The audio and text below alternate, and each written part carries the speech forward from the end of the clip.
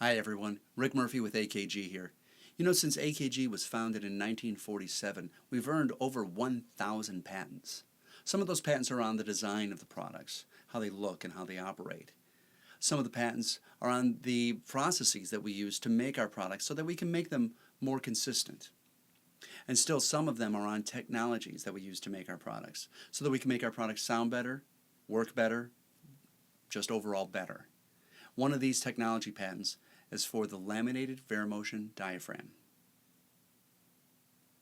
A microphone's diaphragm has basically one simple job. It sort of acts as a catcher's mitt, capturing the sound waves that get sent to it. The vibrations from that get sent to the rest of the microphone, which converted to electrical energy sent down a cable to the sound system. Since microphones were first invented, many different materials have gone into the making of the diaphragm itself. The most popular one today is mylar. This is a piece of mylar here. Now, mylar is a pretty good substance. It's made by the DuPont company.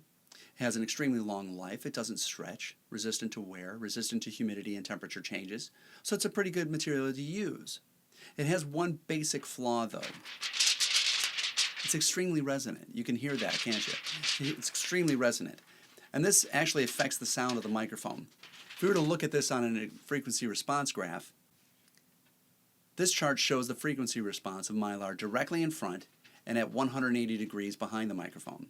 And it's pretty stable until you get to about 3 kilohertz. Then there's a lot of peaks and valleys. Those are the resonance points of the microphone.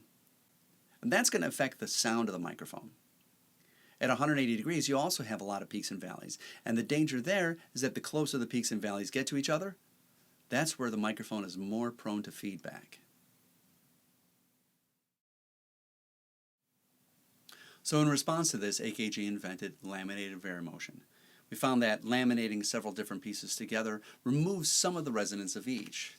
Now this is a piece of laminated varimotion right here. Still very thin, still weathers well, still doesn't stretch, still resistant to humidity and temperature changes, but the main difference between this and mylar, virtually no resonance. You can barely hear that. Okay?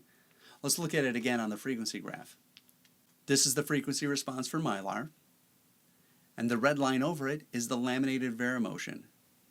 You can tell right away the laminated varimotion is smoother on the high end. That's going to affect the sound. But also the peaks and valleys between straight on and 180 degrees off axis is much further apart. The result of that is 6 to 8 decibels of better gain before feedback, and that's huge. Plus we can adjust the thickness over the diameter of the diaphragm. So if we wanted to change the tonality of it, we could do that, all without the use of electronics. So where can you find the Laminated Varimotion Diaphragm? You can find it in products like the AKG D5, D7, and D40 microphones. And since it sounds so smooth, we decided to put it in some of our headphones as well, like the K240 Mark IIs, and the K612 Pro and 712 Pro. Hopefully you've learned a little bit more about diaphragms and laminated varimotion. Thank you so much for tuning in. I hope to see you again very soon.